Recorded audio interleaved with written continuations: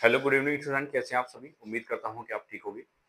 जैसे ही कल की वीडियो में हमारा अपवर्तनांक क्रांति कौन से संबंध से लेके उसका टॉपिक खत्म हो गया था, अब उससे रिलेटेड हमारा जो अपवर्तनांक है, अपवर्तनांक वाला टॉपिक सारा खत्म है। अब उससे रिलेटेड हम पढ़ेंगे क्या, उससे रिलेटेड पढ़ेंगे हम क्या अपवर्तनी, उससे रिलेटेड पढ़ेंगे हम क्या न्यूमेरिकल। न्यूमेरिकल मैंने अब कम से कम इस टाइप की कम से कम दो न्यूमेरिकल लेके चलेंगे, ठीक है। एक न्यूमेरिकल, दोनों न्यूमेरिकल बात हो, ठीक है। आ जाइए, पहले न्यूमेरिकल में लगा कि वायु के सापेक्ष जल तथा कांच का अपवर्तनांक क्रम से 4/3 तथा 3/2 है, तो कांच का जल के सापेक्ष अपवर्तनांक ज्ञात करना है, राइट। यहाँ पर हम अपवर्तनांक मिलेंगे विद रेस्पेक्ट टू, हमें दो मीडियम मिलेंगे, दोनों मीडियम के रेस्पेक्ट में क्या मिलेगा, अपवर्तनांक मिलेगा, राइट।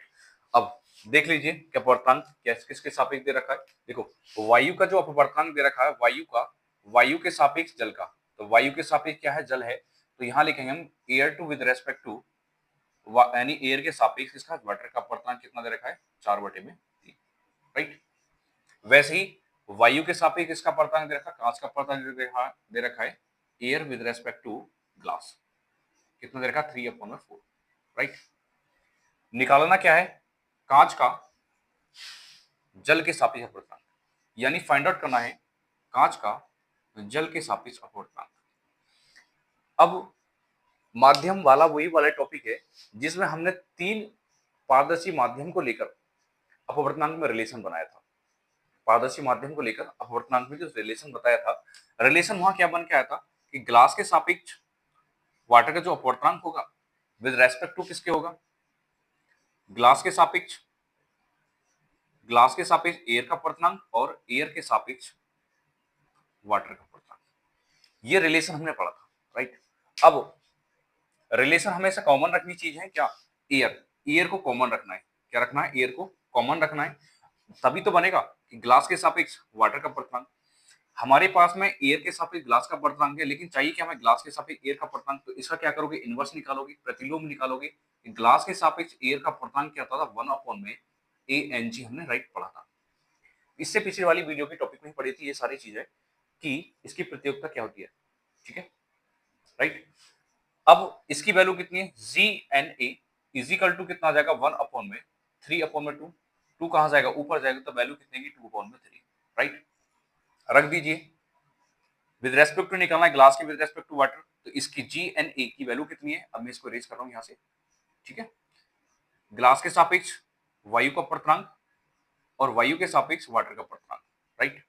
तो ग्लास के सापेक्ष वायु का अपवर्तनांक कितना निकल के आया, 2/3, तो यहां रखोगे 2/3 मल्टीपल वायु के सापेक्ष जल का अपवर्तनांक, वायु के सापेक्ष जल का अपवर्तनांक कितना, 4/3, मल्टीप्लाई करिए, 2 4 जा 8 और 3 जा 9, राइट।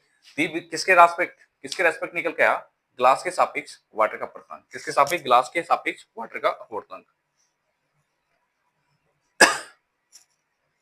कांच का जल के सापेक्ष, कांच का जल के सापेक्ष अपवर्तनांक याद कीजिए, राइट। बात आ गई समझ में।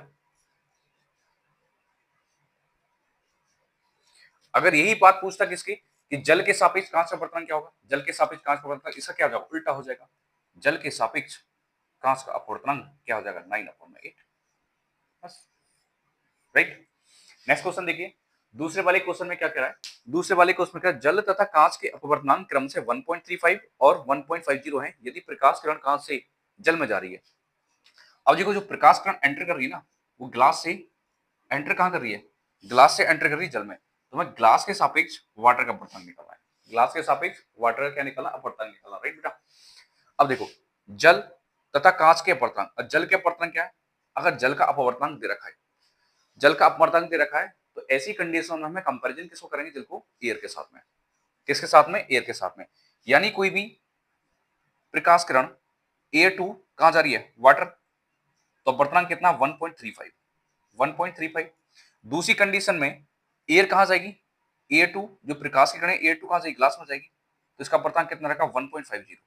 लेकिन हमें निकालना क्या है, क्योंकि कांच, जो प्रकाश किरण है वो कांच से कहां जा रही है, वाटर में जा रही है, तो विद रेस्पेक्ट टू निकालिए, glass with respect to water, right. Common area रखना है, तो ग्लास को पहले रखोगे, तो ग्लास के सापेक्ष एयर का अपवर्तनांक और मल्टीपल में एयर के सापेक्ष वाटर का अपवर्तनांक।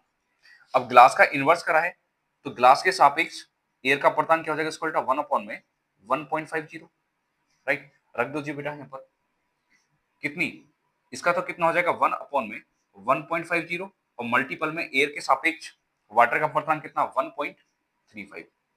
डेसिमल से डेसिमल चला जाएगा, वैल्यू कितनी आएगी 135 अपॉन में 150। 5 से काट लीजिए, 5 टू जा 10, 5 7 जा 35 और 5 3 जा 50, 30 बढ़ जाएगा। 3 से काटिए, 3 9 जा 27 और 3 10 30। तो वैल्यू कितनी है हमारे पास में, यानी ग्लास के सापेक्ष वाटर का जो अपवर्तनांक है वो कितना 9 अपॉन में 10। 9 अपॉन में 10, 9 अपॉन 10 का मतलब क्या है, 9 अपॉन 10 का मतलब क्या है 0.9। 9 अपॉन 10 का मतलब क्या है 0.9। जब प्रकाश किरण, यदि प्रकाश किरण कहां से जा रही है, यदि प्रकाश किरण कांच से जल में एंटर कर रही है, जल में जा रही है, तो कांच से जल में जा रही है तो उसका अपवर्तनांक होगा 0.9। अपवर्तनांक कितना होगा 0.9। राइट, बातें समझ आई बेटा यहां तक के लिए? ठीक है, वीडियो को देख लिए। अब एक ही हमारे टॉपिक खत्म हो चुका है। अब इस वाले टॉपिक से जनरेटेड जितनी भी सारी चीज चल रही है वो न्यूमेरिकल चलते रहेंगे। क्या चलेगा? न्यूमेरिकल। राइट, न्यूमेरिकल हम करते रहेंगे और इसी टाइप से न्यूमेरिकल को करना है और इन सारी की चीज को सीरीज में याद कर रखना है। बस रिलेशन अपना याद रखना है कि जिस चीज के रेस्पेक्ट में पूछ रहे हैं केवल जिसके स्टार्ट कर रहे हैं उसी को स्टार्टिंग में रखना है और जिसको बाद में रखना है उसको बाद में रखना है। बाकी बीच वाला जो मीडियम है वो क्या रखना, कॉमन लेना है। राइट, क्या लेना है? कॉमन। बता रही समझ में? तो ग्लास के सापेक्ष वाटर का अपवर्तनांक, तो ग्लास के सापेक्ष वाटर का अपवर्तनांक निकल के आएगा और बाकी जो एयर है वो क्या जाएगी, कॉमन जाएगी। क्या जाएगी? कॉमन। राइट, इतनी बात समझ आ रही है ना? क्लियर? ठीक है, चलो। वीडियो पसंद आ रही है तो वीडियो को लाइक और चैनल को सब्सक्राइब कर देना और कमेंट करना ना भूलें कि आपको टॉपिक समझ आ रहे हैं नहीं आ रही। ठीक है।